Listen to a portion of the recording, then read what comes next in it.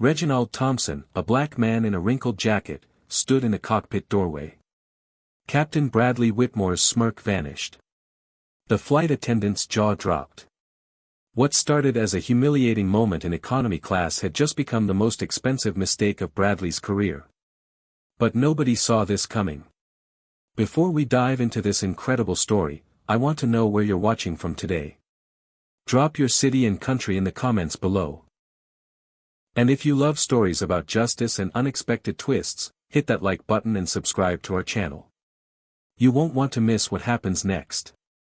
Reginald Thompson sat in seat 34B, his tall, lean frame folded into the cramped economy class seat with practiced ease. At 52 years old, his salt and pepper hair was cut close to his scalp, neat and professional despite the exhaustion that lined his face.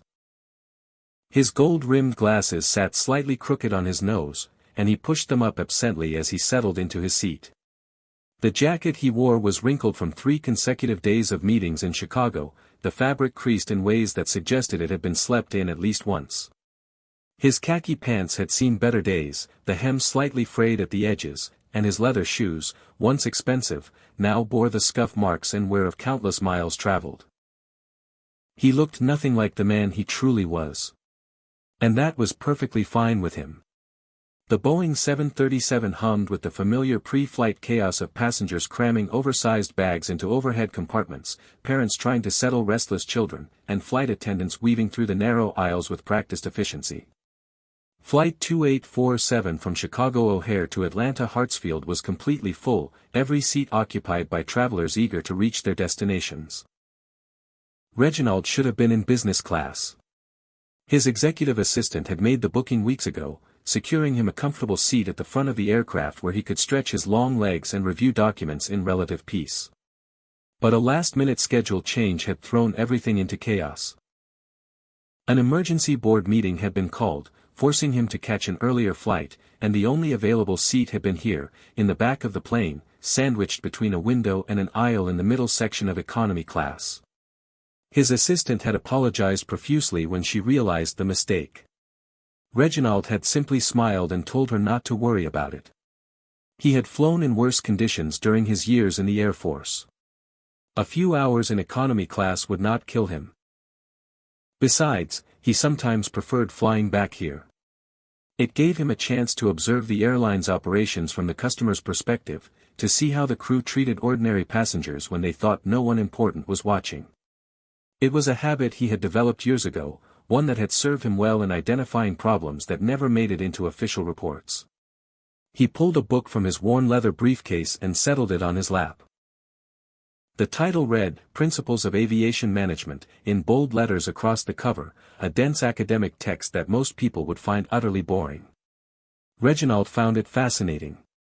Even after decades in the industry, he still enjoyed learning, still sought out new perspectives and ideas that could make operations safer, more efficient, more humane.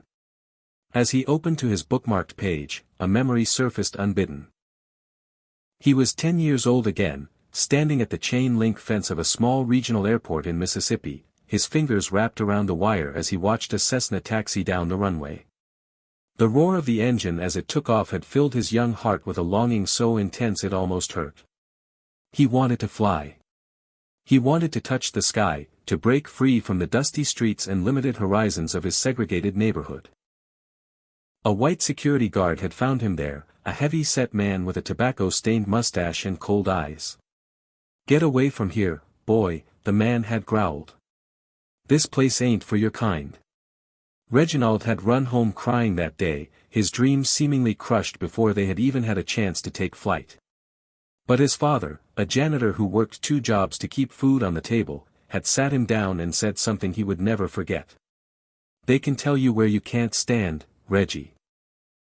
But they can never tell you where you can't fly. You keep that dream burning, son. You keep it burning so bright they'll have no choice but to see it." 42 years later, that flame still burned. The elderly woman in the window seat beside him shifted, drawing his attention back to the present. Dorothy was her name. She had introduced herself the moment Reginald sat down, a tiny white woman with a cloud of white hair and the kind of warm, crinkled smile that immediately put people at ease. She was 78 years old, she had informed him cheerfully, flying to Atlanta to visit her new great-granddaughter for the first time. "What are you reading, dear?" Dorothy asked, peering at his book with genuine curiosity. "Aviation Management," Reginald replied, showing her the cover. "I find it helps pass the time." "Oh my, that looks terribly complicated," Dorothy said with a gentle laugh. "Are you in the airline business?" Reginald smiled. "Something like that." Across the aisle, a Hispanic family was settling into their seats. A mother and father in their 30s, their two young children bouncing with barely contained excitement at the prospect of flying. The little girl, perhaps 5 or 6 years old, kept pressing her face against the window, asking her father in rapid Spanish when the plane would take off.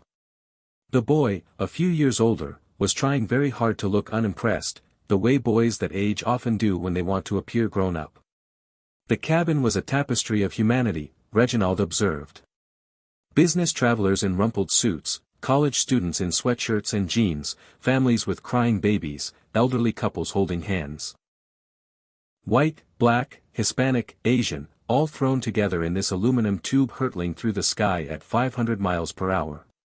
The lead flight attendant, a blonde woman in her early 30s with her name tag reading Melissa, moved through the cabin with crisp efficiency, her smile bright but somehow not quite reaching her eyes. Reginald noticed the way her expression tightened almost imperceptibly when she passed the rows with more diverse passengers, the way her helpful demeanor seemed to dim when addressing anyone who was not white. It was subtle, the kind of thing most people would not consciously register, but Reginald had spent a lifetime learning to read these signals. He made a mental note. Up in the cockpit, a very different man was preparing for the flight.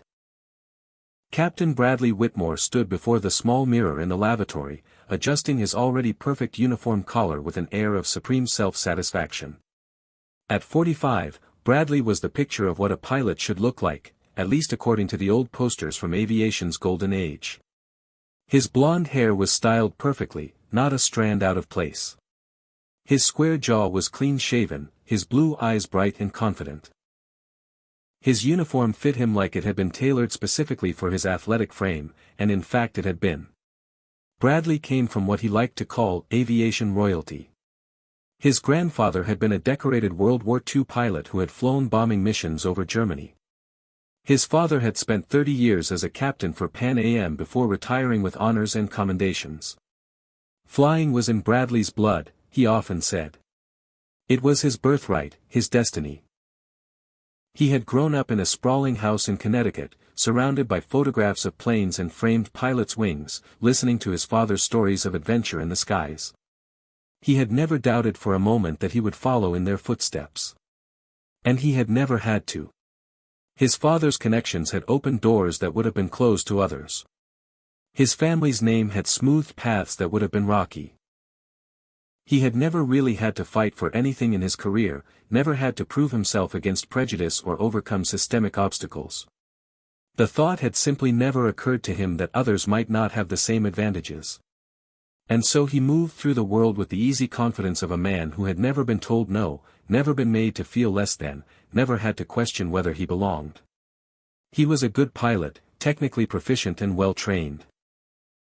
But somewhere along the way, that confidence had curdled into something uglier, something that made him look down on those he perceived as beneath him.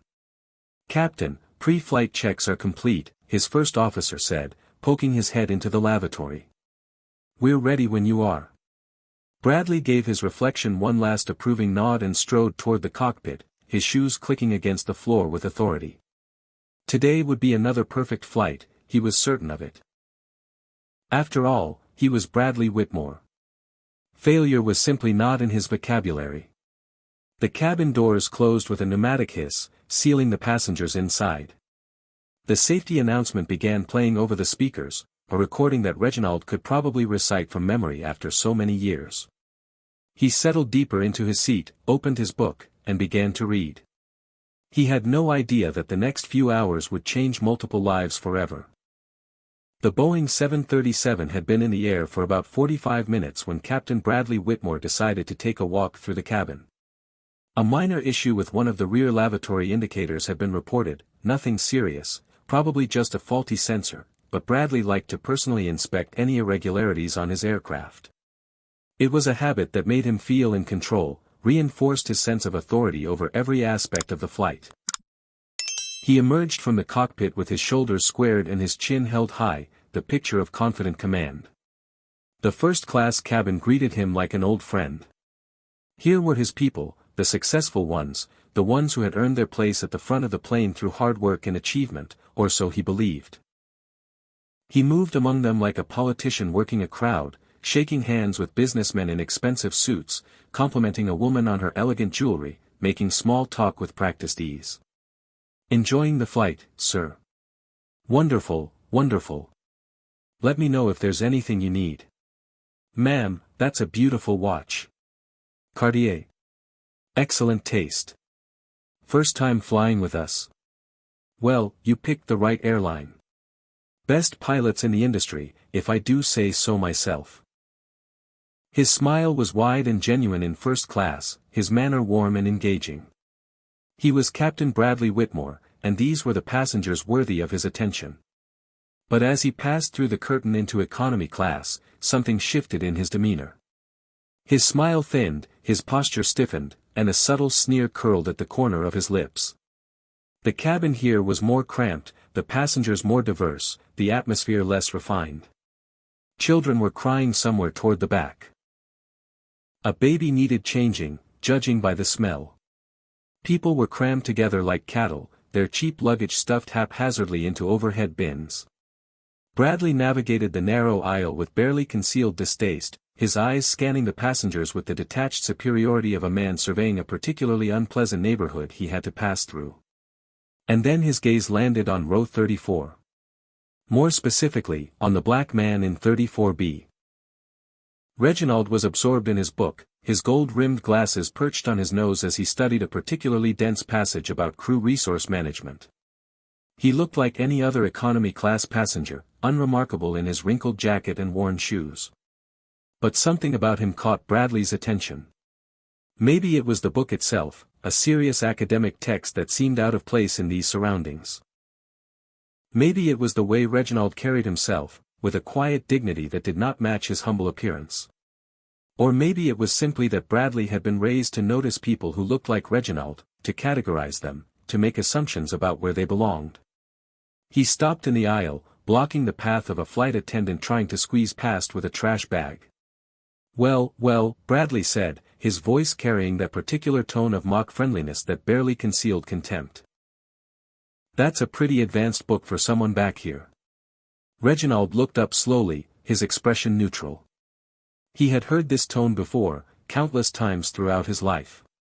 In the Air Force barracks, in corporate boardrooms, in airport lounges, and yes, on airplanes.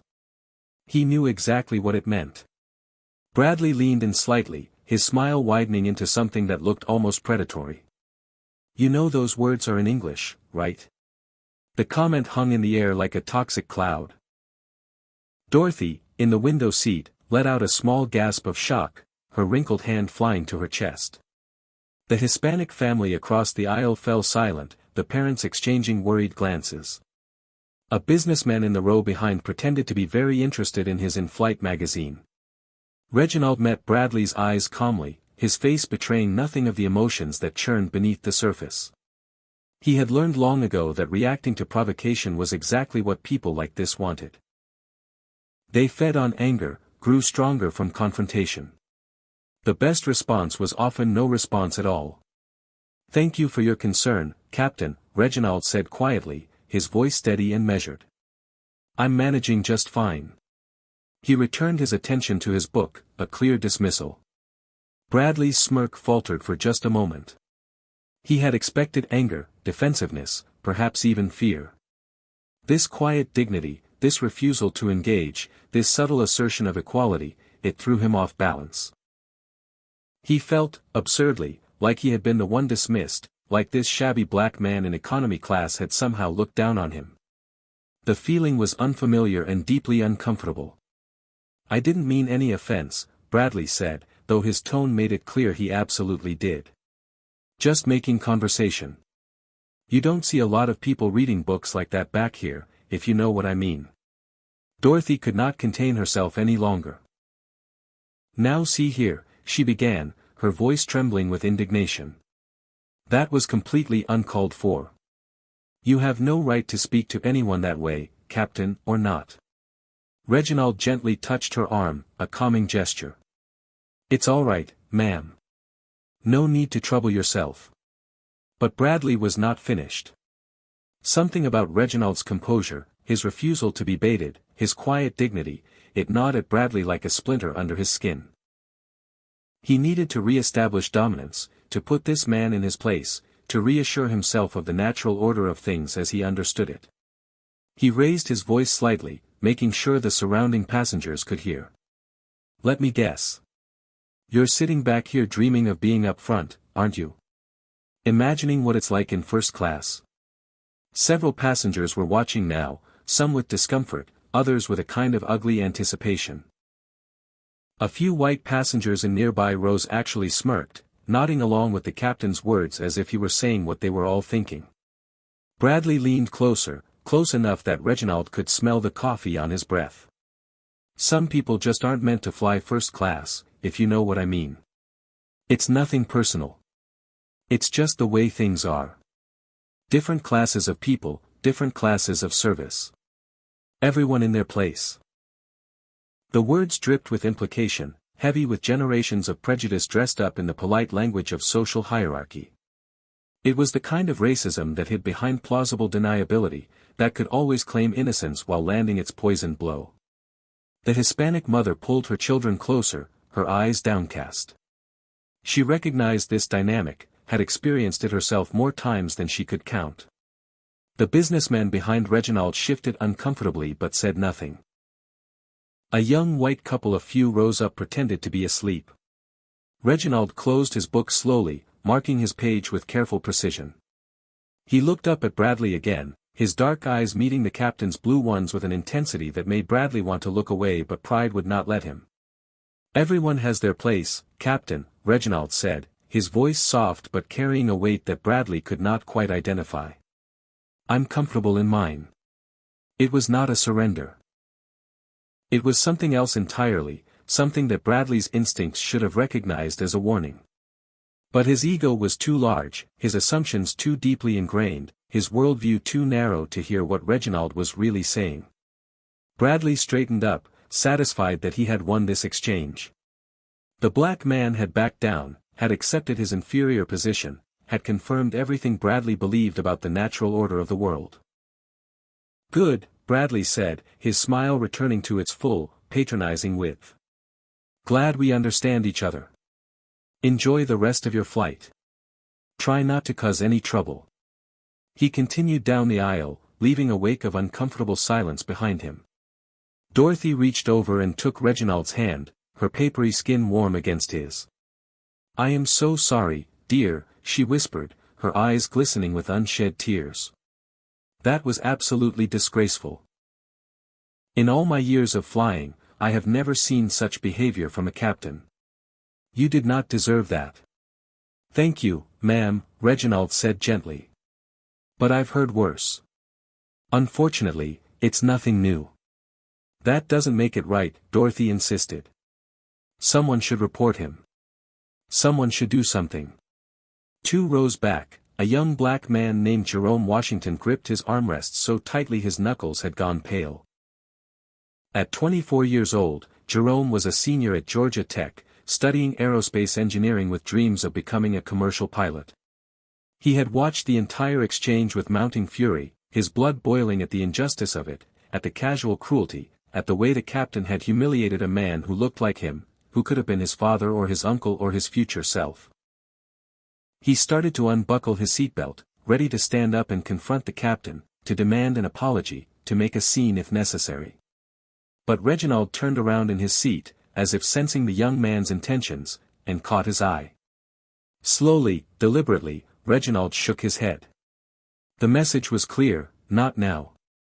Not like this. Jerome sank back into his seat, frustration and helplessness warring in his chest. He did not understand how the older man could be so calm, so composed, in the face of such blatant disrespect. Did he not feel the sting of those words? Did he not burn with the desire for justice? What Jerome did not know, what none of them knew, was that Reginald had learned long ago that the most devastating responses were rarely the immediate ones. True power came from patience, from strategy, from choosing the right moment to act. As the captain disappeared toward the back of the plane, Reginald pulled out his phone. Under the tray table, hidden from view, he typed a short text message to a number he knew by heart. "I'll handle it when we land." Then he opened his email app and began composing a more detailed message, his fingers moving with purpose across the small screen. The subject line read, "Incident Report, Flight 2847. Melissa, the flight attendant, had watched the entire exchange from her station near the galley. She had seen the captain's comments, heard the barely concealed racism in his words. And she had done nothing. Worse, as Bradley passed her on his way back to the cockpit, she had smiled at him, a conspiratorial expression that said she understood, that she agreed, that they were on the same side. "Everything all right, Captain?" she asked sweetly. "Just fine," Bradley replied. "Just reminding some passengers how things work around here." Melissa giggled. "I know exactly what you mean." Neither of them noticed Reginald watching them through the gap between seats, his expression unreadable, his phone still in his hand. The cabin slowly returned to its normal hum of activity, the tension dissipating as passengers went back to their movies and their naps and their whispered conversations. But something had shifted, something invisible but profound. The pieces of a drama had been set in motion, and there would be no stopping them now. Reginald went back to his book, but he was no longer really reading. His mind was elsewhere, planning, calculating, preparing for what was to come. Captain Bradley Whitmore had just made the biggest mistake of his career. He just did not know it yet. The Boeing 737 climbed through 35,000 feet, the engines settling into their steady cruise configuration as the plane carved through the clear sky above the Midwest. Captain Bradley Whitmore's voice came over the intercom, smooth and self-assured, the very picture of professional competence. "Good afternoon, ladies and gentlemen, this is your captain speaking. We've reached our cruising altitude and should be arriving in Atlanta right on schedule. Weather looks beautiful for our descent, so sit back, relax, and enjoy the flight.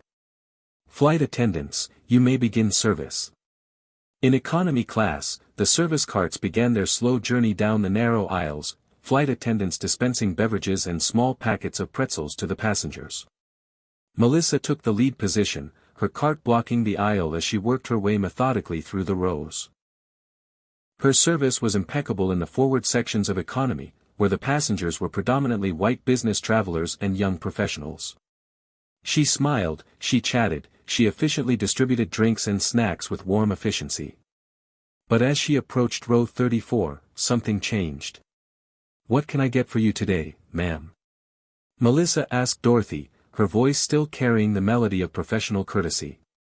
"Just a ginger ale, please, dear," Dorothy replied. "And I believe this gentleman would like something as well." She gestured to Reginald, who had closed his book and was waiting patiently for his turn. But Melissa's gaze slid over him as if he were invisible. Without acknowledging him at all, she finished pouring Dorothy's ginger ale and immediately turned to the passengers across the aisle. "For you, sir." "Ma'am?" she asked the Hispanic couple, though her tone had cooled noticeably. Reginald raised his hand slightly. "Excuse me, miss. I would like some water, please." Melissa turned back, her expression hardening almost imperceptibly. Her smile was still there, but it had transformed into something cold and dismissive, like a mask that did not quite fit. "You'll have to wait," she said, her voice clipped. "We serve premium passengers first." Dorothy's mouth fell open. "What on earth? We're in the same row. He's been waiting just as long as I have." "Ma'am, please don't cause a scene," Melissa replied, her tone condescending now, the kind of voice adults use when speaking to misbehaving children. "There's a system. Everyone gets served in their turn. But you just skipped him." Dorothy protested, her indignation rising. "I saw you. You looked right at him and then pretended he wasn't there." Ma'am, I'm going to need you to calm down, Melissa said, louder now, loud enough to attract the attention of nearby passengers. If you continue to be disruptive, I'll have to report this incident to the captain. The threat hung in the air, heavy with implication. Dorothy sputtered, searching for words, but Reginald gently touched her arm. It's all right, he said quietly. I can wait. But it's not right, Dorothy whispered fiercely, her eyes filling with tears of frustration. It's simply not right. Melissa had already moved on, her cart squeaking down the aisle toward the back of the plane. But she had pressed the call button for the cockpit, a small act of petty revenge against the passengers who had dared to question her. Minutes later, Captain Bradley Whitmore emerged from the flight deck once again. He strode through the cabin with the purposeful gait of a man responding to a crisis, his expression arranged into a mask of concerned authority. But beneath that mask, there was something else, an eagerness, almost a hunger, for confrontation. I understand there's a disturbance back here, Bradley said, stopping at row 34 and looking down at Reginald and Dorothy. Is there a problem? Melissa materialized at his elbow, her expression innocently helpful. This passenger was being difficult, Captain. He was raising his voice at me, making demands, upsetting the other travelers. The lie was so brazen, so completely divorced from reality, that for a moment Reginald could only stare at her in disbelief. He had said perhaps 20 words total, all of them in a calm and measured tone. He had not raised his voice once. That's absolutely not true, Dorothy interjected, her voice shaking with outrage. I was sitting right here. This man did nothing wrong. He simply asked for a glass of water, and your attendant ignored him completely. When I pointed this out, she became rude and threatening. Bradley's eyes flicked to Dorothy, dismissed her instantly, and returned to Reginald. Sir, I'm going to need you to calm down and stop harassing my crew. Captain, Reginald said, his voice steady and clear, I have not raised my voice. I have not harassed anyone. I asked for water. That is all. That's not what I'm hearing, Bradley replied, his voice carrying a note of smug authority. He turned to the passengers in surrounding rows. Did anyone else see this man causing trouble? The question was posed to the cabin at large, but Bradley's eyes rested on specific passengers, white passengers, passengers he instinctively assumed would support his version of events. And some of them, conditioned by the same unspoken biases, nodded along. He seemed pretty agitated, muttered a middle-aged man across the aisle, though he had been watching a movie with headphones on during the entire exchange. Yeah, I heard him raising his voice, added a woman a few rows up, though she had been facing the other direction. Bradley nodded, satisfied. There we have it. The Hispanic mother looked like she wanted to speak up, her eyes meeting Reginald's briefly, but her husband's hand closed over hers in warning. They could not afford trouble, could not afford to be labeled as difficult passengers. They had their children to think about. Jerome, 2 rows back, was practically vibrating with suppressed rage. His hands gripped his knees so tightly they were leaving marks. This was so wrong, so blatantly unjust, and no one was doing anything about it. Bradley leaned down, bringing his face close to Reginald's. I'm going to say this once, and I want you to listen very carefully. One more incident, one more complaint from my crew, and I will have you removed from this aircraft when we land. Security will be waiting at the gate. You'll be put on the no-fly list so fast your head will spin. He smiled then, a cruel expression that did not reach his eyes. People like you always cause problems. I don't know why, maybe it's in your nature. But not on my plane. Not on my watch. Do you understand? The phrase, people like you, echoed in the cabin, its meaning unmistakable. This was not about water or about service or about following rules. This was about skin color, about power, about the kind of casual cruelty that thrives when authority goes unchecked. Reginald looked into Bradley's eyes and saw generations of prejudice staring back at him, confident and unashamed. He saw every teacher who had underestimated him, every officer who had questioned his competence, every executive who had doubted his qualifications. He also saw something else. A man who had never been challenged, never been held accountable, never had to face consequences for his actions. "I understand perfectly, Captain," Reginald said, his voice soft but carrying a weight that made Bradley instinctively lean back. "Better than you know." Bradley straightened up, satisfied that he had established dominance. "Good. Now let's not have any more trouble." He walked back toward the cockpit, Melissa trailing behind him with a smirk of vindication. They had won, their expression said. They had put this troublesome passenger in his place.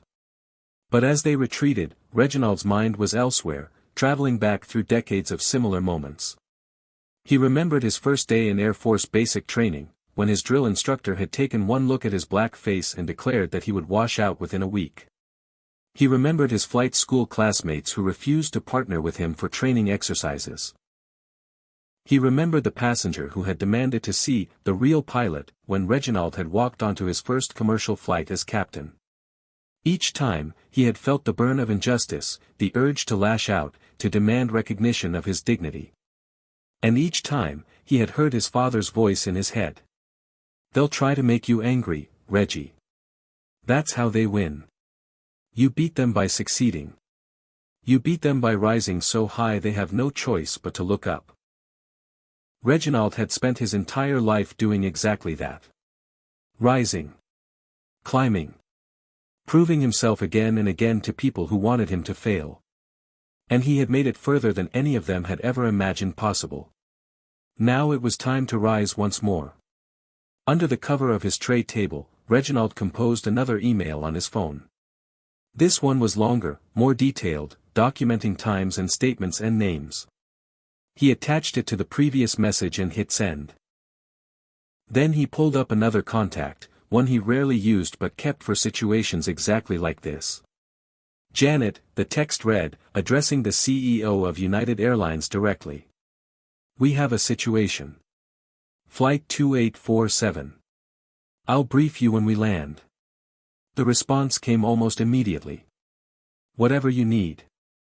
Full authority." Reginald put his phone away and picked up his book again. To anyone watching, he appeared to have returned to his reading, calm and unbothered by the confrontation. But inside, his mind was working with the precision of a chess grandmaster, planning moves and countermoves, anticipating reactions, preparing for the moment when all the pieces would finally fall into place. Dorothy reached over and patted his arm. "Are you all right, dear?" Reginald looked at her and smiled, a genuine expression of warmth despite everything that had happened. "I'm fine, ma'am. Thank you for standing up for me. Not many people would have done that." "Well, it was simply the right thing to do," Dorothy said firmly. "That captain should be ashamed of himself. In all my years, I have never witnessed such disgraceful behavior." "He'll have his chance to be ashamed," Reginald said quietly. "Soon enough." Dorothy looked at him curiously, catching something in his tone that she could not quite identify. There was more to this soft-spoken man in the wrinkled jacket than met the eye. Much more. "Who are you, really?" she asked, her voice barely above a whisper. Reginald's smile widened slightly. "Just a man who has learned that patience is the most powerful weapon there is." The plane flew on through the clear blue sky, carrying its cargo of ordinary people and extraordinary secrets toward Atlanta. The Boeing 737 touched down at Atlanta Hartsfield-Jackson International Airport with a gentle bump, the reverse thrusters roaring momentarily before the plane settled into its taxi toward the gate. Captain Bradley Whitmore's voice came over the intercom one final time, smooth and self-congratulatory. "Ladies and gentlemen, welcome to Atlanta, where the local time is 4:37 p.m. We've arrived right on schedule, thanks to some excellent flying conditions and, if I do say so myself, one of the smoothest landings you'll ever experience." In economy class, Reginald Thompson closed his book and slipped it back into his briefcase with the unhurried movements of a man who had all the time in the world. Around him, passengers were already standing, cramming into the aisles, reaching for overhead bins with the impatience of cattle hearing the feedlot gate open. Dorothy gathered her things slowly, her movements stiff from sitting for so long. "Well, dear, I suppose this is where we part ways." I do hope the rest of your day improves. I have a feeling it will, Reginald replied, helping her retrieve a small bag from under the seat in front of her. Thank you again for your kindness. It meant more than you know. Oh, go on, Dorothy said, waving away his gratitude. But she was blushing slightly, pleased to have been appreciated. The passengers began filing toward the front of the plane in the typical slow shuffle of aircraft deplaning. When they reached the exit, Captain Bradley Whitmore was standing at the cockpit door, shaking hands with passengers and accepting compliments on the flight. Thank you for flying with us. Have a great day in Atlanta. Safe travels. Come back and see us. Appreciate you choosing United. When Reginald approached, Bradley's smile took on a sharp, predatory edge. He stepped slightly into Reginald's path, not quite blocking him but making him pause. I hope you learned your lesson today about respecting authority, Bradley said, his voice low enough that only Reginald and the passengers immediately behind him could hear. Some people need to be reminded of their place in the world. Consider this your reminder. Reginald looked into Bradley's eyes, those confident blue eyes that had never known doubt, never questioned their owner's rightful place at the top of the hierarchy. And for the first time since their encounter began, he allowed himself to smile. Not a polite smile. Not a submissive smile. Something else entirely. Oh, I think the lesson is just beginning, Captain, Reginald said, his voice soft but carrying an undercurrent of something that made Bradley's smile falter almost imperceptibly. Enjoy the rest of your day. He walked off the plane before Bradley could respond, leaving the captain with the uncomfortable sensation that he had somehow missed something important, that a joke had been told at his expense that he did not understand. Reginald emerged from the jetway into the bustle of the Atlanta airport terminal and paused for a moment, taking in the familiar chaos of one of the busiest airports in the world.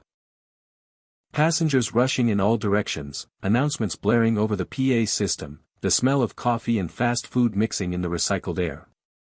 He spotted them immediately.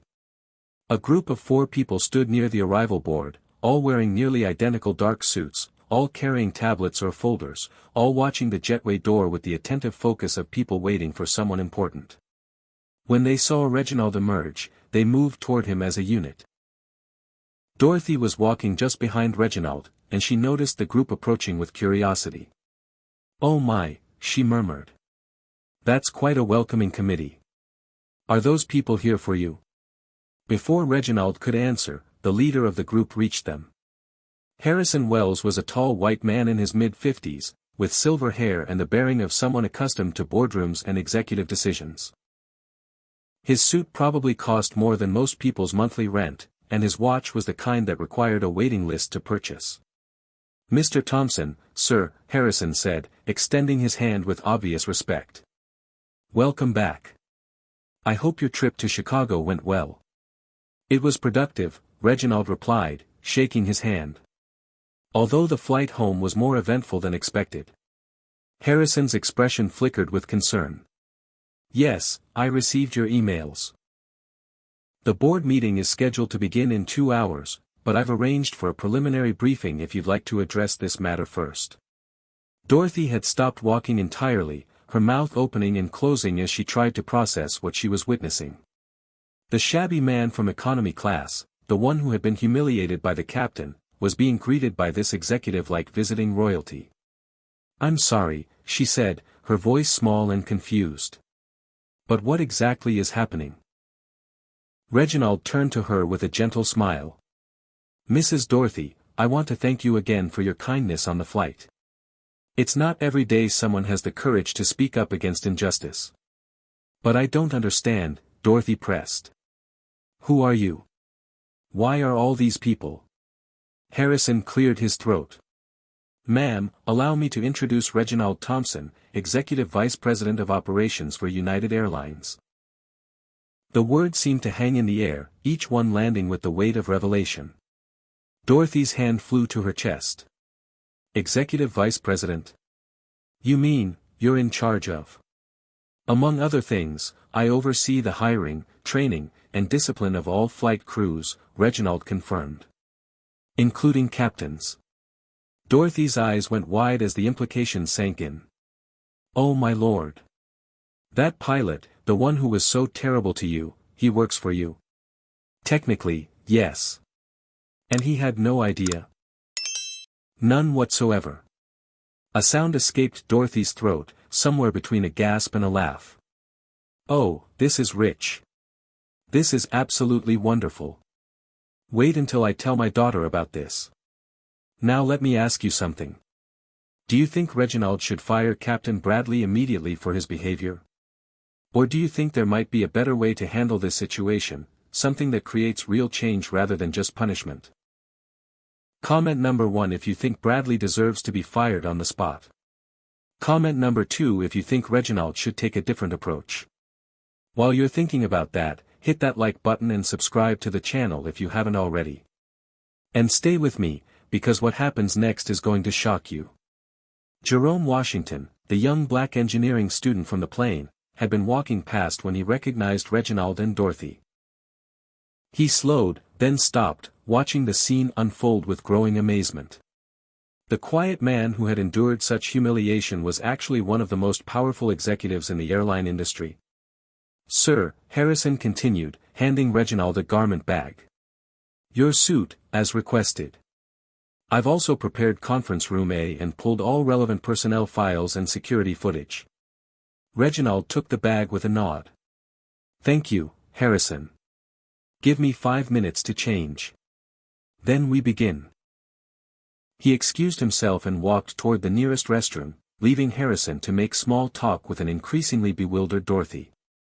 Jerome watched him go, a complicated expression on his face, a mixture of admiration, confusion, and something that might have been hope. When Reginald emerged 5 minutes later, he was transformed. The wrinkled jacket and worn khakis were gone, replaced by a perfectly tailored charcoal gray suit that fit him like it had been made specifically for his frame. Which, of course, it had. His gold-rimmed glasses had been exchanged for sleek designer frames, and a red silk tie complemented the subtle pinstripes of his shirt. On his lapel was a small gold pin bearing the United Airlines logo. He looked like what he was, one of the most powerful executives in American aviation. Dorothy actually gasped when she saw him. "My goodness. You look like a completely different person." "Same person," Reginald said with a slight smile. "Just different clothes." "It's remarkable what a good suit can do," Dorothy marveled. "That captain walked right past you and had no idea he was speaking to his superior. If only he could see you now." "Oh, he will," Reginald said, his voice taking on a quality that made Dorothy shiver slightly. "Very soon." Harrison handed Reginald a tablet displaying a personnel file, and even from a distance, Jerome could see the photograph at the top of the document. Captain Bradley Whitmore's confident face stared out from the screen. "Shall I have security escort Captain Whitmore to the conference room?" Harrison asked. "Please," Reginald replied. "And Harrison? Make sure he doesn't know why he's being summoned. Let him think it's a routine matter." A thin smile crossed Harrison's face. "Of course, sir. With pleasure." Jerome stepped forward, drawn by a force he could not quite name. "Excuse me, sir." Reginald turned, his eyebrows rising slightly as he recognized the young man from the plane. "Yes. I just wanted to say, what happened back there, on the plane, that wasn't right. The way he talked to you. The things he said." Jerome swallowed hard. "I wanted to do something. I wanted to stand up. But you shook your head and I didn't understand why. Now I think maybe I'm starting to understand." Reginald studied the young man for a long moment, seeing something in his eyes that he recognized, the same fire that had burned in his own heart at that age, the same desperate desire for justice in an unjust world. "What's your name, son?" "Jerome Washington, sir. I'm a senior at Georgia Tech Aerospace Engineering. I want to be a pilot someday." Something shifted in Reginald's expression, a softening that only Dorothy was close enough to notice. "A pilot. That's a worthy dream." "Yes, sir. It's all I've ever wanted. But sometimes." Jerome hesitated, then pressed on. Sometimes I wonder if people like me can really make it in this industry. When I see how that captain treated you, and you're a vice president, what chance do I have? Reginald reached out and placed a hand on Jerome's shoulder. Every chance in the world, Mr. Washington. Every chance in the world. He turned to Harrison. Make sure Mr. Washington has a seat in the observation area of the conference room. I want him to see what happens next. Harrison nodded, adding Jerome to his mental checklist without question. Dorothy was practically bouncing with anticipation. Can I come too? I simply must see how this turns out. Reginald laughed, a warm sound that seemed to surprise even him. I'm afraid the conference room is for staff only, Mrs. Dorothy. But I promise you, if anything noteworthy happens, I'll make sure you're the first to know. Well, all right then, Dorothy said, clearly disappointed but mollified by his promise. She rummaged in her purse and produced a business card. This is my daughter's number. She lives here in Atlanta. You call me the moment there's news, young man. I mean it. Reginald took the card with genuine warmth. You have my word. With that, the group began moving toward the United Airlines corporate offices located within the airport complex. Dorothy watched them go, her hand raised in a small wave, her face alight with satisfaction. Wait until I tell everyone about this, she murmured to herself. They're never going to believe it. Behind her, unnoticed, Melissa the flight attendant was making her way through the terminal, completely oblivious to the storm that was about to descend on her career. And in the crew lounge, Captain Bradley Whitmore was regaling his colleagues with tales of how he had put a troublesome economy passenger in his place, secure in the knowledge that his position and his privilege made him untouchable. He had no idea how wrong he was. In the executive offices of United Airlines at Atlanta Hartsfield-Jackson, Harrison Wells was briefing his team with the efficiency of a military operation. Conference Room A had been prepared exactly as Reginald had requested, a long mahogany table, comfortable leather chairs, a large screen display at one end for presentations, and, in a small observation room visible through a one-way mirror, seating for select witnesses. Pull up Captain Whitmore's complete personnel file, Reginald instructed as he settled into the chair at the head of the table. And cue the security footage from Flight 2847. I want everything ready before he arrives. Harrison's fingers flew over his tablet. Already done, sir. We've also pulled the flight attendant's file. Melissa Thornton, 3 years with the company, 2 prior complaints for unprofessional conduct that were dismissed for lack of evidence. Of course they were, Reginald murmured, his voice carrying a weary familiarity with how such complaints typically disappeared within corporate structures. On the large screen, Captain Bradley Whitmore's personnel file appeared in crisp detail. His official photograph showed the same confident smile, the same square jaw, the same blue eyes that had looked down at Reginald with such contempt. His service record was listed below. 22 years as a commercial pilot, 15 years as captain, numerous commendations for technical proficiency, not a single disciplinary action on record. Looking at the file, you would think Bradley Whitmore was a model employee, the kind of pilot any airline would be proud to have in their cockpit. Harrison, has anyone ever filed a formal discrimination complaint against Captain Whitmore? Harrison scrolled through the records.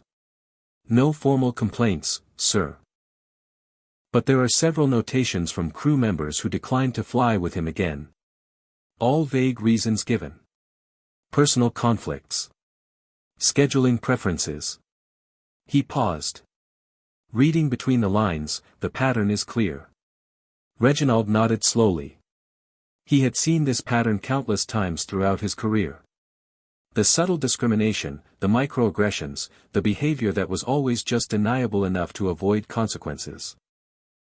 Victims learned not to bother complaining because complaints led nowhere. Perpetrators learned they could act with impunity. Let me see the security footage, Reginald said. The screen changed to show a split view from 2 cameras inside the aircraft cabin. The footage was remarkably clear, capturing every detail of the encounters between Bradley and Reginald. The audio was slightly muffled but distinguishable. They watched in silence as Bradley stopped at row 34, as his lips moved forming the words, "You know those words are in English, right?" They watched him return for the second confrontation, watched him threaten Reginald in front of dozens of witnesses, watched the smirks on his face and on Melissa's. "That's all the evidence we need," Harrison said when the footage ended. "Clear misconduct, violation of anti-discrimination policy, creating a hostile environment for passengers. I can have the termination papers prepared within the hour." Reginald was quiet for a long moment, his eyes fixed on the frozen image of Bradley's smug face on the screen. "Not yet," he said finally. "First, I want to tell you all a story." The staff members exchanged glances but remained silent, attentive. In 1985, Reginald began, there was a 10-year-old boy in Mississippi who stood at the fence of a small regional airport, watching planes take off. He had never been on an airplane. He had never even been inside an airport terminal.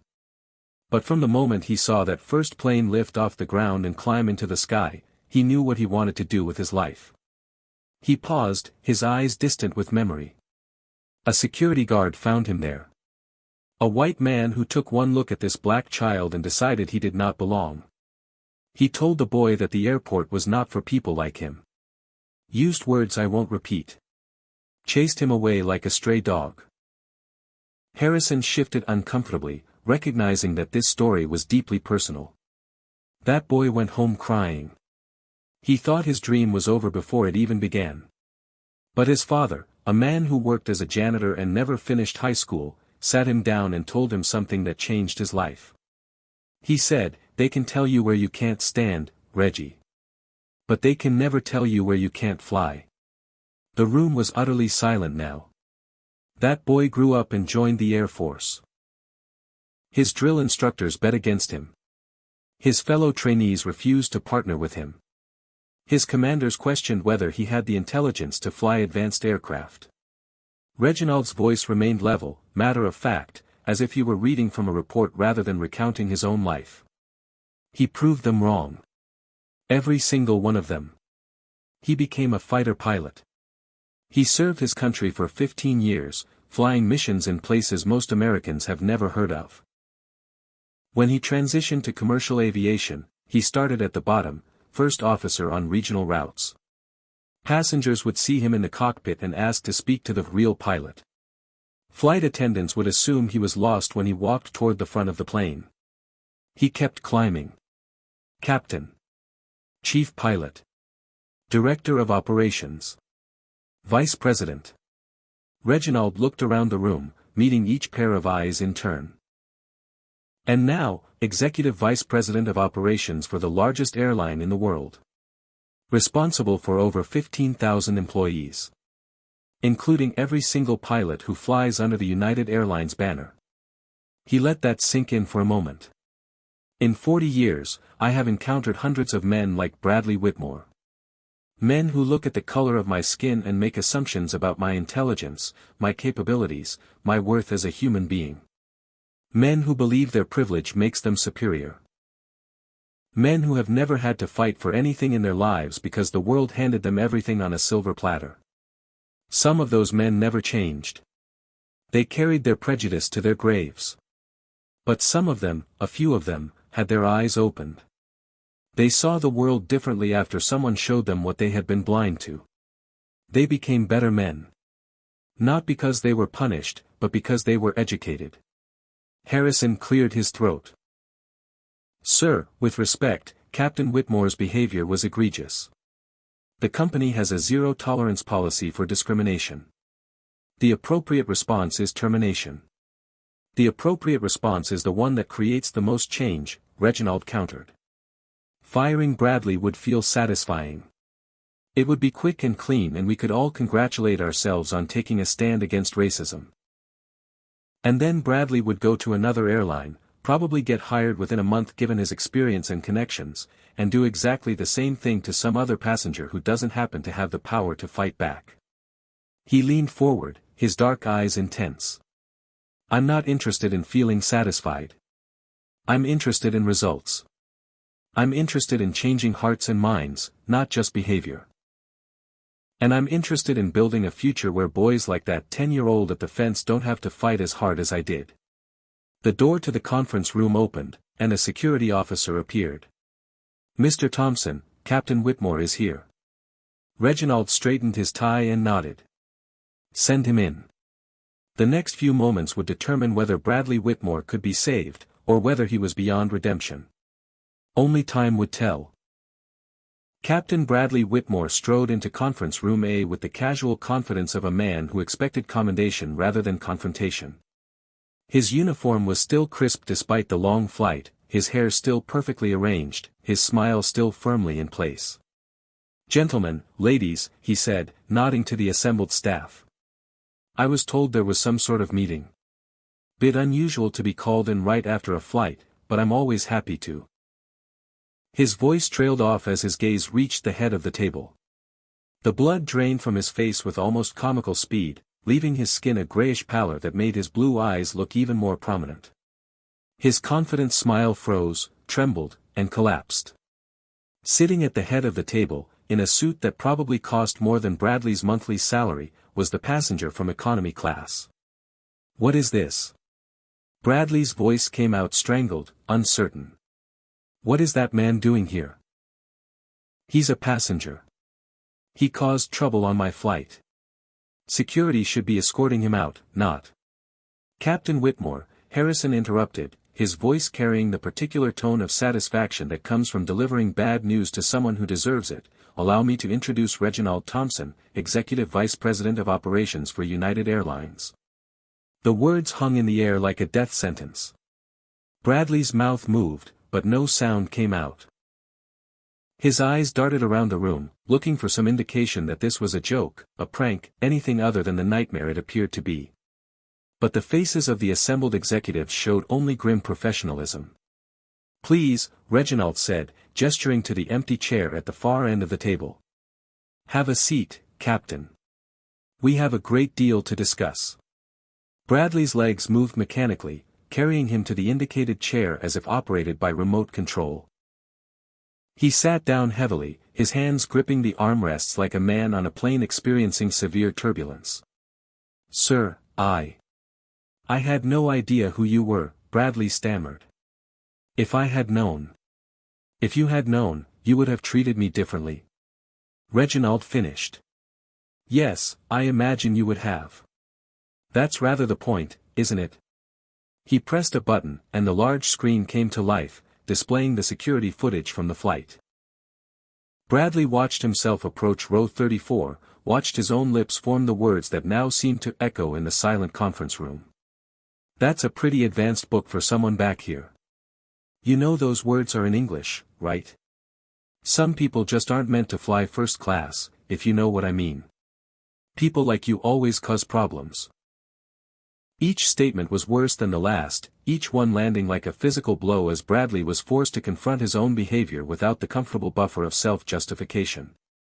Seeing it from the outside, hearing his own voice dripping with condescension and contempt, he could not deny or rationalize what he had done.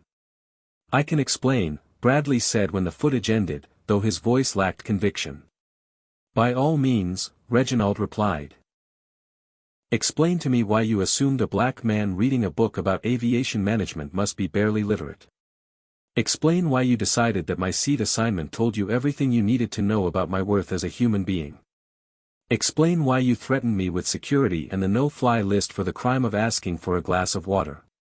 Bradley opened his mouth, closed it, opened it again. The excuses that had always come so easily to him seemed to have evaporated. I thought." "You thought what, Captain?" Reginald's voice was soft, but it cut like a razor. "That because of the color of my skin, because of my wrinkled jacket and worn shoes, I was somehow beneath you. That I was fair game for humiliation. That you could treat me like something you scraped off your shoe because you believed no one would ever hold you accountable." Bradley's face crumpled. For the first time in perhaps his entire life, he was forced to see himself through someone else's eyes, and what he saw was ugly.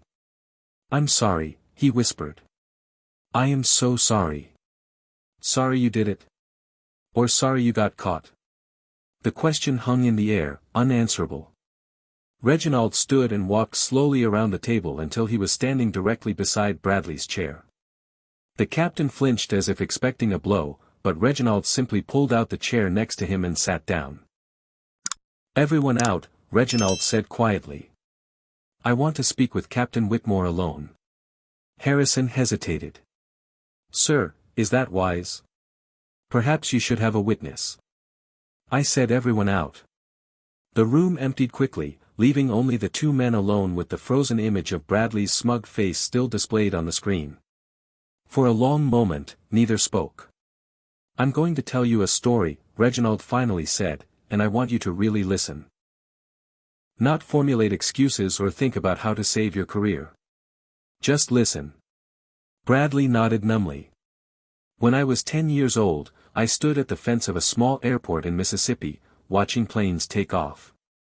I had never been on a plane. I had never been inside an airport. But from that moment, I knew I wanted to fly. It was the most powerful feeling I had ever experienced." Bradley said nothing, his eyes fixed on the table. "A security guard found me there. A white man who looked at me the way you looked at me today. He told me that the airport was not for people like me. He used the word that people used freely in Mississippi in 1985. He chased me away like I was vermin. I went home and cried for hours. I thought my dream was dead. But my father, a man who cleaned other people's toilets for a living, told me something I have never forgotten. He said they could tell me where I could not stand, but they could never tell me where I could not fly." Reginald turned to face Bradley directly. "I spent the next 40 years proving him right. Air Force pilot. Fighter missions in 3 conflicts. Commercial pilot. Captain. Chief pilot. Executive. Every step of the way, there were men like you. Men who looked at my skin and saw limitation. Men who assumed I did not belong. Men who tried to humiliate me, to break me, to convince me that I should accept a smaller life than the one I was capable of living. I did not let them win. I became twice as good, worked twice as hard, achieved twice as much. And now I sit in an office where I decide the futures of men like you." Bradley finally looked up, his eyes red-rimmed and filled with something that might have been shame. "Why are you telling me this?" "Because I want you to understand something, Bradley. This is not about me. I have heard worse things than what you said today. I have survived worse treatment. I do not need an apology or a pound of flesh to make myself feel whole. This is about the next person. The next black man or woman or child who crosses your path. The next person you will look at and make assumptions about based on the color of their skin or the clothes they wear or the section of the plane they can afford to sit in. I want you to see them differently.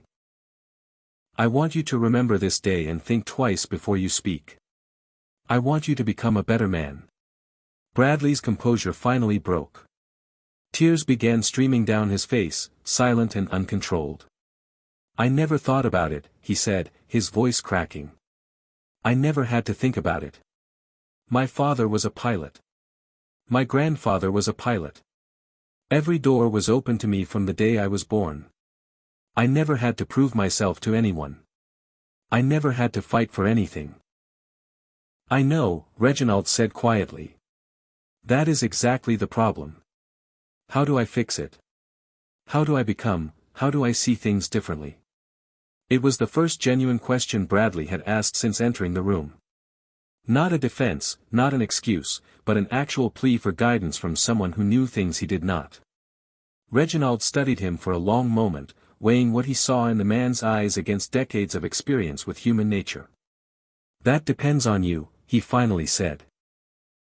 "On whether this is a moment of genuine awakening or just a survival response because your career is on the line." A knock at the door interrupted them. Harrison's voice came through. "Sir, HR is ready with the termination papers whenever you are." Bradley's face went even paler, if that was possible. This was it. The moment of judgment. Reginald stood and walked to the door. But instead of opening it, he simply said, "Hold on, Harrison. We are not finished here." He turned back to face Bradley. "I am not going to fire you today, Captain Whitmore. Bradley stared at Reginald with the expression of a man who had just been told gravity no longer applied. "You're not, what?"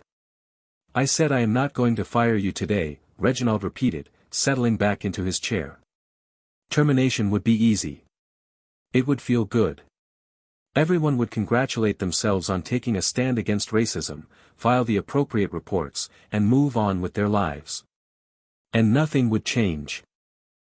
You would go to another airline, get hired within weeks based on your experience and your family name, and do exactly the same thing to some other passenger who does not have the power to fight back. The cycle would continue. The system would remain intact. Bradley was shaking his head slowly, not in disagreement but in disbelief. "I don't understand. After everything I said to you, after the way I treated you, you're just going to let me go." "I did not say I was letting you go. I said I am not going to fire you." Reginald leaned forward. "There is a difference." "What kind of difference?" "The kind that requires you to actually change. The kind that might be harder than losing your job." For the first time since the nightmare began, a spark of something other than fear appeared in Bradley's eyes. Curiosity, perhaps. Or hope. "Tell me what you mean." Reginald nodded slowly, as if confirming something to himself. "Let me ask you something first, Bradley. And I want you to think carefully before you answer. Why do you think you deserve to be a captain?" Bradley's brow furrowed. Because I earned it. I put in the hours. I passed all the tests. I have an exemplary safety record. All true. But those are qualifications. I asked why you think you deserve it. The question seemed to confuse Bradley even more. "I don't understand the distinction." "Then let me put it another way. When you applied for your first pilot position, did you ever worry that you would not get it because of how you look? When you walked into the interview, did you wonder if the people behind the desk would see your face and make assumptions about your intelligence or your capabilities? When you sat down to take your certification exams, did you have a voice in the back of your head telling you that you needed to score higher than everyone else just to be considered equal?" Bradley was silent for a long moment. "No," he finally admitted. "I never thought about any of that. Because you never had to. Your father was a pilot. Your grandfather was a pilot. You grew up assuming that flying was your birthright, your destiny. Every door opened before you even reached for the handle. Every person you encountered assumed you belonged until you proved otherwise. I had to prove I belonged every single day of my career. Every flight, every meeting, every promotion. I was never given the benefit of the doubt. I was never assumed to be competent. I had to demonstrate my worth again and again, to people who often did not want to see it even when it was right in front of their faces." Bradley's face had gone through several transformations during this speech, from confusion to discomfort to something that looked almost like pain. "I never thought about it that way," he said quietly. I mean, I knew racism existed, in the abstract. But I never really understood what it meant. What it actually felt like. How could you? You have never experienced it. You have never had someone look at you and see a category instead of a person. You have never walked into a room and felt the assumptions settle over you like a weight. Reginald paused, letting his words sink in. "But that does not make you a bad person, Bradley. It makes you a product of your circumstances, just as I am a product of mine. The difference is that I was forced to understand your world in order to survive in it. You were never forced to understand mine." Bradley was crying again, but differently this time. Not the panicked tears of a man watching his career crumble, but something deeper, more genuine. "My whole life," he said, his voice barely above a whisper, "I thought I was a good person. I never called anyone those words. I never participated in. I mean, I was not a member of any hate group or anything like that. I thought that was enough. I thought not being actively hateful meant I was on the right side. And today I sat there and listened to myself on that video, and I heard. I heard the contempt in my own voice. I heard the cruelty. And I realized that I have been telling myself a story about who I am that was completely divorced from reality. Reginald nodded slowly. That realization is the first step. The question is what you do with it. What can I do? How do I make this right? You cannot make this specific incident right. What happened on that plane happened. The humiliation I felt, the humiliation other passengers of color felt watching you treat me that way, that cannot be undone. What you can do is ensure it never happens again. Not by me, and not by anyone else you encounter for the rest of your life. You can use this moment as a turning point rather than just a bad memory you try to forget. Bradley wiped his eyes with the back of his hand, trying to compose himself. How? By listening. By learning. By seeking out the perspectives you have been able to ignore your whole life. By using the considerable privilege you have been given to lift others up rather than pushing them down. And most importantly, by passing on what you learn. You have influence, Bradley. Younger pilots look up to you. Crew members follow your lead. You can either use that influence to perpetuate the same patterns that have existed for generations, or you can use it to create change. There was a long silence as Bradley absorbed all of this.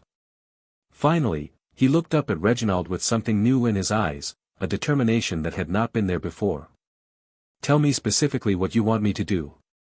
Whatever it is, I will do it. Reginald allowed himself a small smile. This was the response he had been hoping for, the indication that Bradley might actually be capable of growth.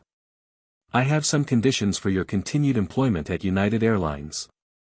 They will not be easy. They will require you to step outside your comfort zone, to confront your own biases honestly, to put in work that you have never had to put in before. Name them. First, you will be demoted to first officer for a period of 12 months.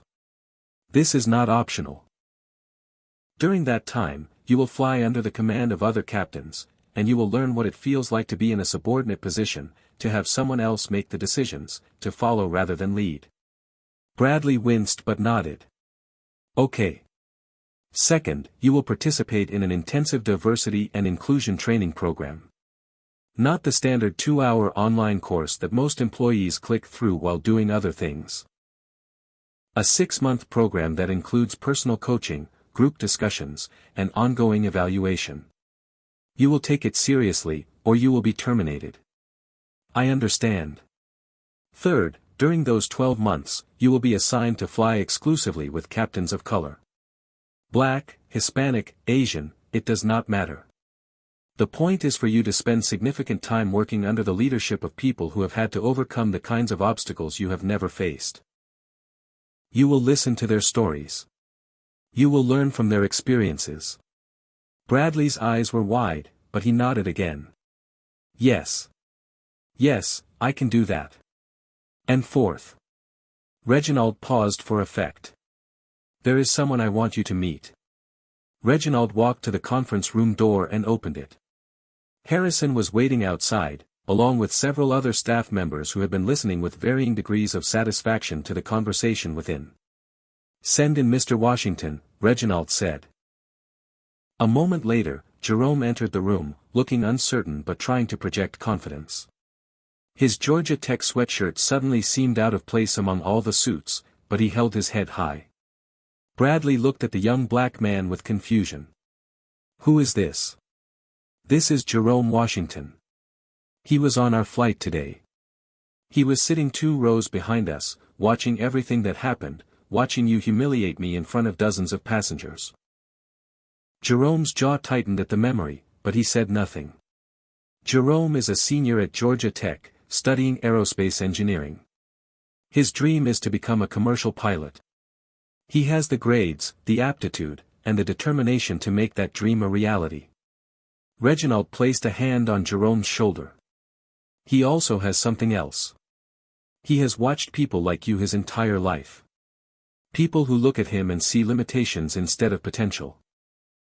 People who assume he does not belong in the cockpit before he has even had a chance to prove himself. Jerome is the 5th condition of your continued employment, Bradley. For the next 2 years, you will personally mentor this young man. You will guide him through the application process for flight school. You will write his recommendation letters.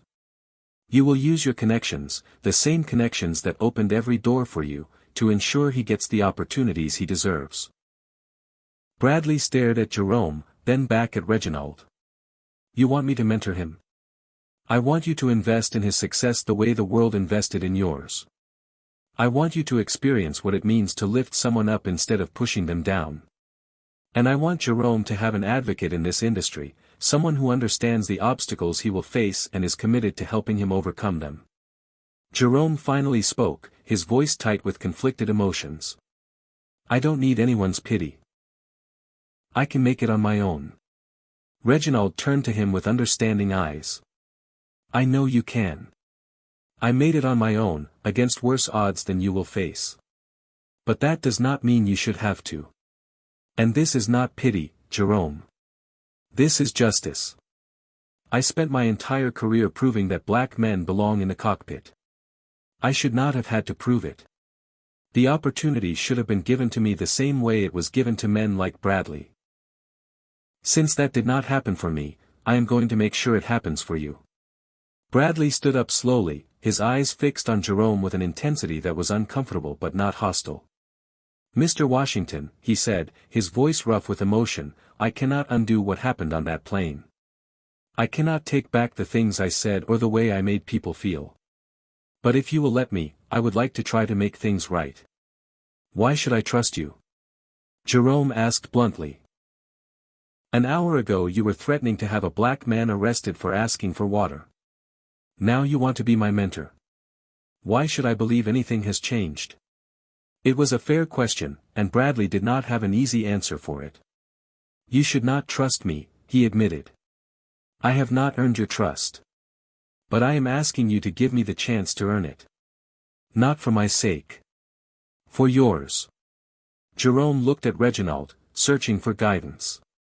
The older man nodded almost imperceptibly. Actions speak louder than words, Captain, Jerome said finally. You want to mentor me? Fine. But I am going to hold you accountable. Every promise you make, every commitment you take on, I am going to make sure you follow through. And if you ever treat anyone the way you treated Mr. Thompson today, I will personally make sure it becomes national news. A ghost of a smile crossed Bradley's face. Fair enough, Mr. Washington.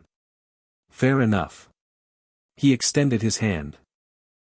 Jerome looked at it for a long moment, the weight of the decision evident in his expression. Then, slowly, he reached out and shook it. Do not make me regret this, Jerome said. I will try my hardest not to. Reginald watched the exchange with a complex mixture of emotions. Hope and skepticism, satisfaction and caution. He had seen these moments before, these apparent transformations. Some of them had been genuine. Others had faded as soon as the immediate consequences disappeared. There is one more piece of business to attend to, he said, his voice hardening. Flight attendant Melissa Thornton. Harrison nodded and opened the door again. Melissa entered the room with considerably less confidence than Bradley had displayed earlier. She had clearly been informed of the general nature of the meeting, and her face was pale beneath her carefully applied makeup. Miss Thornton, Reginald said, not bothering to offer her a seat. I reviewed the footage of your behavior on Flight 2847. Unlike Captain Whitmore, you were not acting from a position of ignorance or unconscious bias. You deliberately lied to the captain about my behavior. You fabricated a complaint to get me in trouble. You smiled and laughed while a colleague was publicly humiliating a passenger. Melissa's mouth opened as if to offer an excuse, but Reginald held up his hand. This is not a discussion. Your employment with United Airlines is terminated, effective immediately. You will be escorted from the premises and will not be eligible for rehire. HR will provide you with the details of your final compensation and the return of any company property. Melissa's face crumpled. Sir, please, I was just following the captain's lead. I did not mean any harm. I have a mortgage. I have student loans. You cannot just. Miss Thornton, Captain Whitmore was operating from a place of ignorance. Destructive ignorance, yes, but ignorance nonetheless. You operated from a place of active malice. You saw an opportunity to harm someone and you took it, with full knowledge of what you were doing. There is no rehabilitation program for cruelty. There is no mentorship that can fix a fundamental lack of character. You are done here. 2 security officers appeared in the doorway. Melissa looked around the room desperately, searching for an ally, finding none. "This is not fair," she said, her voice rising. "You are firing me but keeping him. He was the one who started it. He was the one who—" "Escort her out," Reginald said quietly. As Melissa was led away, her protests echoing down the hallway, Bradley watched with an expression that was difficult to read. "That could have been me," he said finally. "Yes," Reginald agreed. "It could have been. Remember that." The conference room fell silent. The drama was over, the decisions made, the consequences distributed. But for everyone present, the real work was just beginning. Reginald turned to look out the window, watching as a United Airlines jet lifted off from the runway, climbing into the Atlanta sky. "When I was 10 years old," he said softly, almost to himself, "I stood at a fence and watched planes take off. I promised myself that one day I would touch the sky. And I did. But the world has not changed as much as I hoped it would. There are still fences. There are still guards telling black children they do not belong. There are still assumptions and prejudices and systems designed to keep certain people in their place." He turned back to face the room. "I cannot tear down all those fences myself. But I can make sure that every day, I am reaching back to help someone else climb over. That is the real work. That is what makes all of this mean something."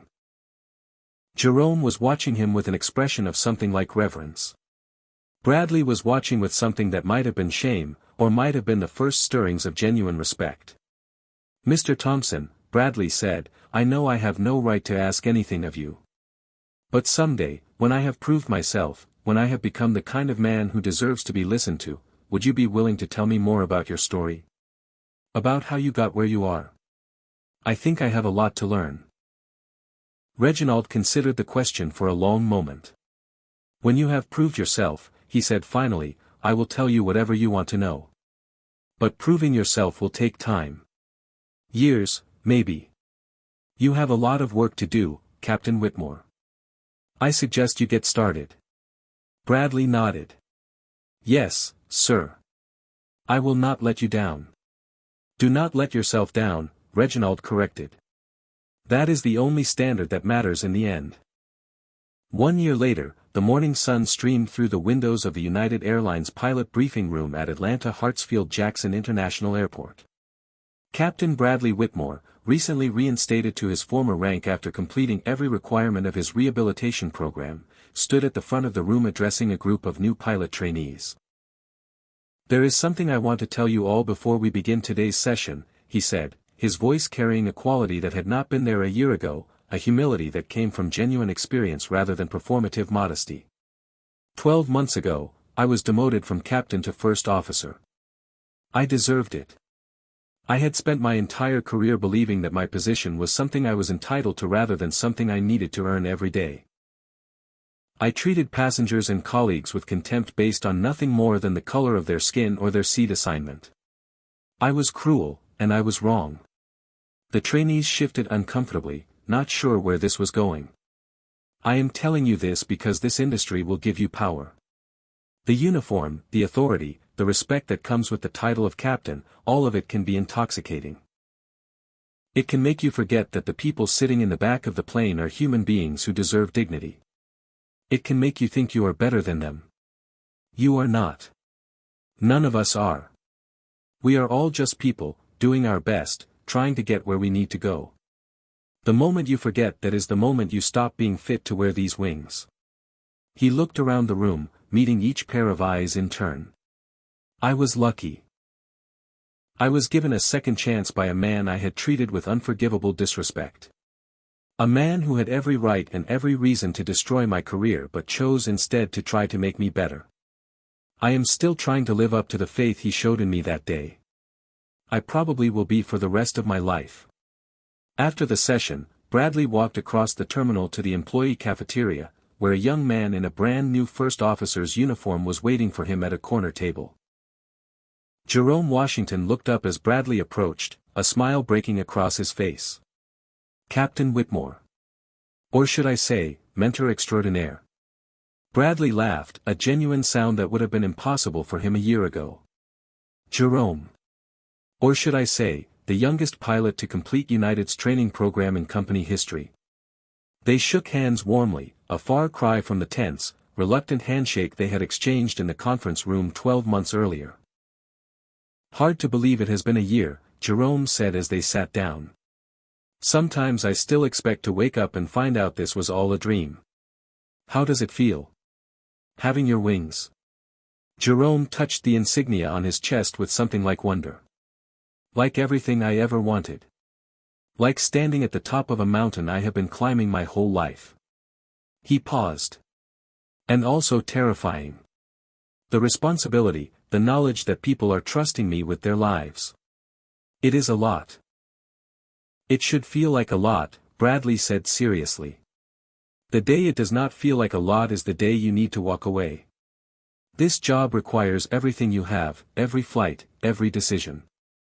Never let it become routine. That sounds like something Mr. Thompson would say. It is. He told me that during one of our conversations. Among many other things. Jerome nodded slowly, his expression thoughtful. He changed your life, did he not? He saved my life, Bradley corrected. The person I was before, the person who could humiliate a stranger on an airplane and feel good about it, that person was headed somewhere dark.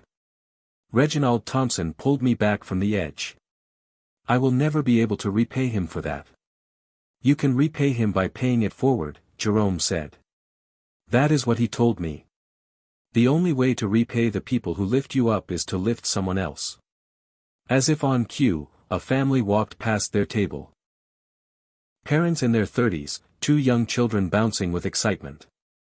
And trailing behind them, a small black boy of about 8 or 9, his face pressed against every window that offered a view of the aircraft on the tarmac. Bradley watched the boy for a moment, then stood up. Excuse me, he said, approaching the family. I could not help noticing your son seems interested in the planes. The parents looked uncertain, protective. It was, after all, a stranger in uniform approaching their child. My name is Captain Bradley Whitmore, he continued, showing his identification. I fly for United Airlines.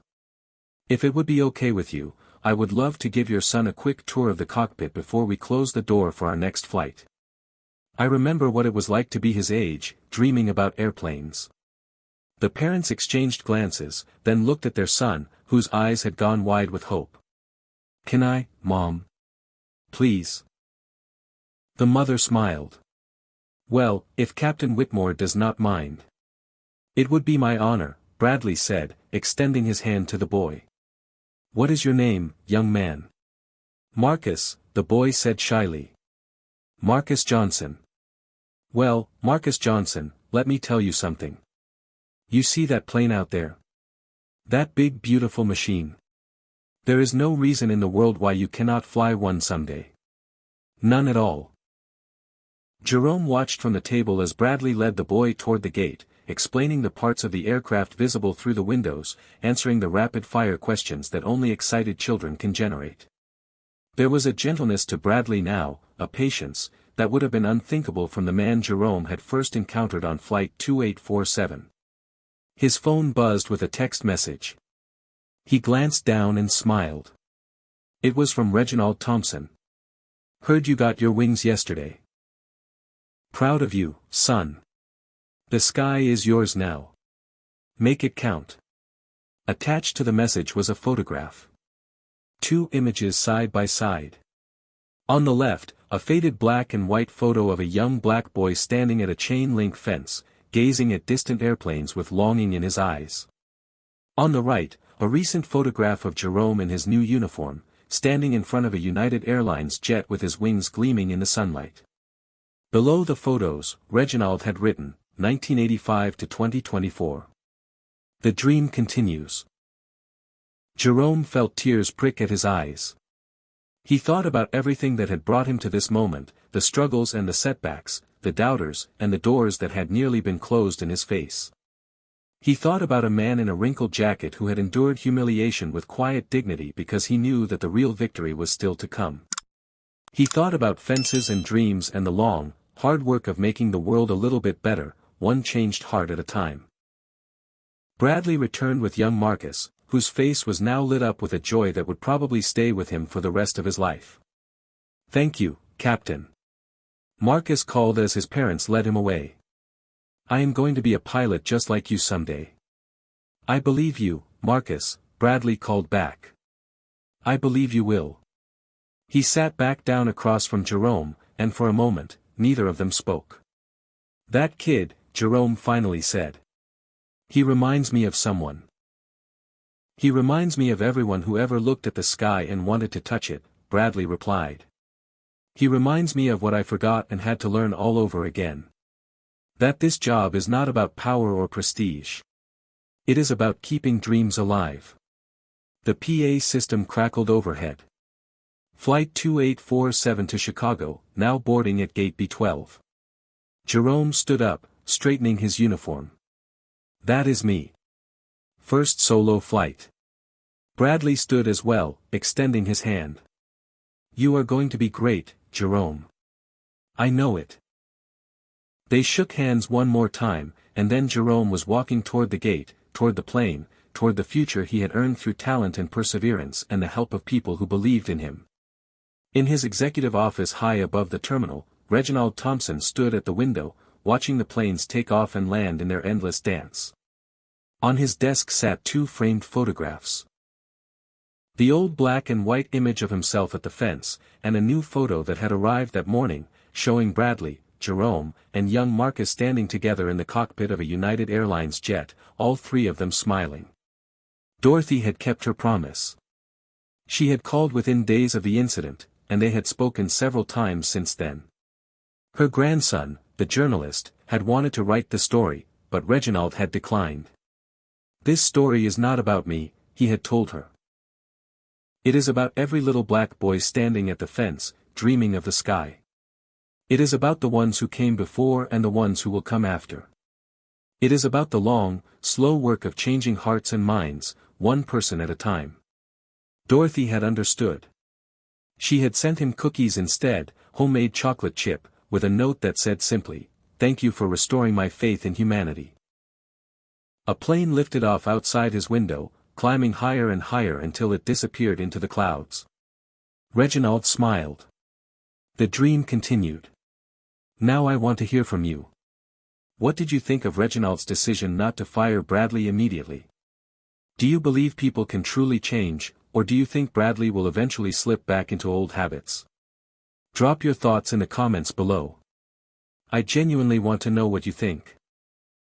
If this story moved you, if it made you think, if it gave you hope, please hit that like button and share it with someone who needs to hear it.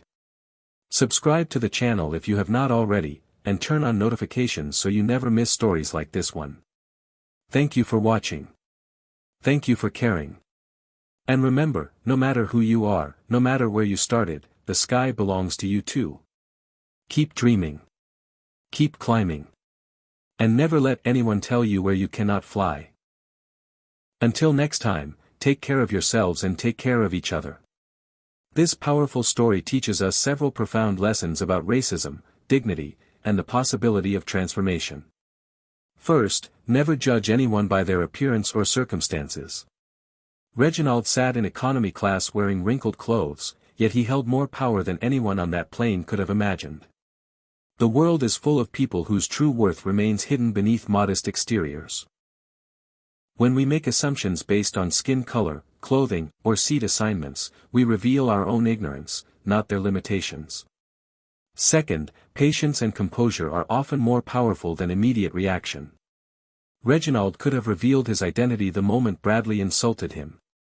Instead, he waited for the right moment, turning humiliation into an opportunity for lasting change. True strength is not about winning arguments but about achieving meaningful outcomes. Third, Punishment without education changes nothing. Reginald understood that firing Bradley would only move the problem elsewhere. By choosing rehabilitation over termination, he created the possibility for genuine transformation. Sometimes the hardest path leads to the greatest results. Fourth, privilege is invisible to those who have it. Bradley never questioned his advantages because he never had to. Understanding our own blind spots requires deliberate effort and uncomfortable self-examination. Finally, the best way to honor those who lifted us up is by reaching back to lift others. Reginald demanded that Bradley mentor Jerome, transforming an act of cruelty into an opportunity for the next generation. That is how real change happens, one relationship at a time. Now I want to hear your voice. Have you ever witnessed someone being judged unfairly because of how they looked? Have you ever been that person? What would you have done in Reginald's position, fire Bradley immediately or give him a chance to change? Drop your answer in the comments below. Your story might inspire someone else who is going through something similar right now. If this story touched your heart, if it made you think differently about judgment and second chances, please hit that like button. It helps more people discover messages like this one. Subscribe to our channel and tap the notification bell so you never miss stories that challenge us to become better human beings. And please, share this video with someone who needs to hear it today. You never know whose perspective might shift because you took that small action. Thank you for being here. Thank you for watching until the end. Thank you for being part of a community that believes in growth, justice, and the power of dignity. May you always have the courage to stand tall in the face of disrespect, the wisdom to choose your battles carefully, and the grace to help others rise even when they have tried to push you down. Until next time, keep your dreams alive and never let anyone tell you where you cannot fly.